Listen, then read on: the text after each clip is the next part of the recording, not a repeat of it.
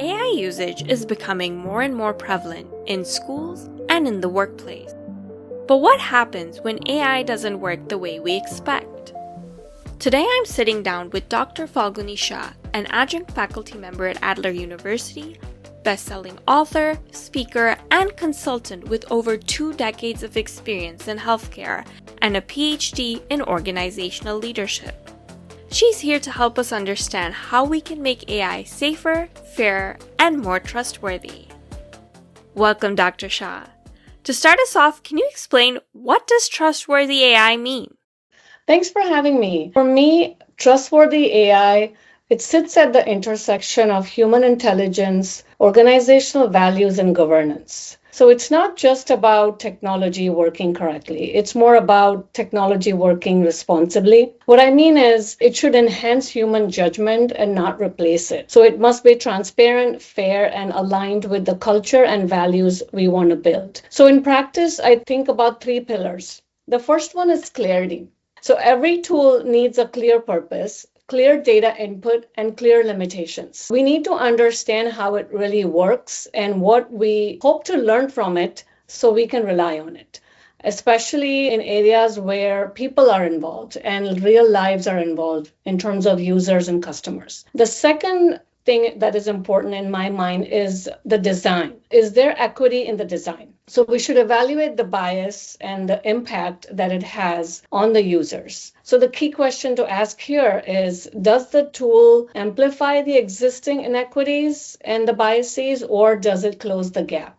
In a sense, it should move us forward with fairness. And the third thing is governance and everyday behavior. So the trust is built by not just policy alone, but when leaders question outputs, document the decision so there's a clear audit trail, and then also remain transparent about how they want the data to be used. So the people should know how decisions are being made and how those decisions are going to affect them. So ultimately, trustworthy AI is about putting humans at the center, ensuring that the system reflects our values, and remembering that technology should support the dignity and fairness and provide opportunities for everyone in workplaces. So, whose responsibility is it to make AI trustworthy? Accountability really depends on the risk and the autonomy while building the system. There's developers, there is organizations that deploy the AI, and then there is the third layer is human in the loop. So the developers are the ones that are responsible for designing a trustworthy system to begin with. So that includes safety, transparency, and anticipating the failures, right? Failure mode effect analysis. So if the design doesn't really account for real world situations, then the system isn't going to be really trustworthy. The deployers, i.e. the organizations that are using the AI, must choose the systems in an ethical way, in a fair way, and ensure all of the safety benchmarks and continuous monitoring of performance. So much of the practical responsibility really sits with the deployer,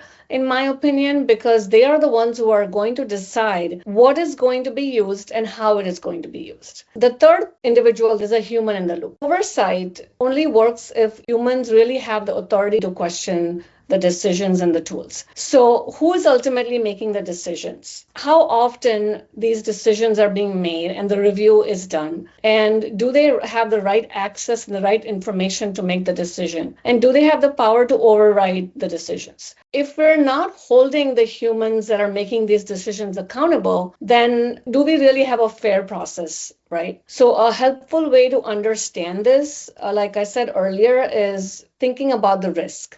So for example, let's talk about the electric vehicle, right? So the door system and the locks are digitally controlled by the system. So if that system malfunctions, in case of a real emergency, and the user is not able to get out, is this a responsible AI? The user should be able to override or exit in that situation, right? So in this case, the human doesn't have the control. The principle in effect is think about how the systems are built. Are they low risk or autonomous systems? If they're autonomous, then the developer has the responsibility. But if they're high risk and there's human oversight, then it's a shared responsibility where it's not just the human who has the real power, but it's also the organization that's deploying these high risk systems. But ultimately, the higher the risk, the stronger the human ability should be to override to prevent that catastrophe. So trustworthy AI is not just about who builds it, but it's about who has the power to question it, change it, and stop it when necessary. These are some very interesting perspectives. I want to turn to students specifically. What message do you have for them as AI usage is becoming more and more prevalent? I teach, so as an educator, this is a really important question. It's imperative that we start using AI and start learning about it, right? And I think that AI, again, is a tool. It's not a human or a teacher. So it can explain concepts and pull together information, but it can always be wrong or oversimplified information. So, we often say trust but verify, right? So I think that the student should trust the system and the solution it's providing, but also verify and ask the right questions. So AI should never replace critical thinking. We should also watch for bias and the kind of information we're getting. It's only learning from the existing data, and it may include stereotypes, or the information is probably studied on a predominant population or the existing information that's out there. And that's why human guidance and decision making does matter. And the third thing is the student should avoid sharing their personal information, their sensitive data, uploading, their pictures without making sure how those are going to be used, uploading intellectual property when they're using these tools, on how this information is going to be used in the future. So the safest and the fairest use of AI in learning is when it supports curiosity rather than replaces effort and those safeguards that I just talked about. I want to pivot now to the workplace.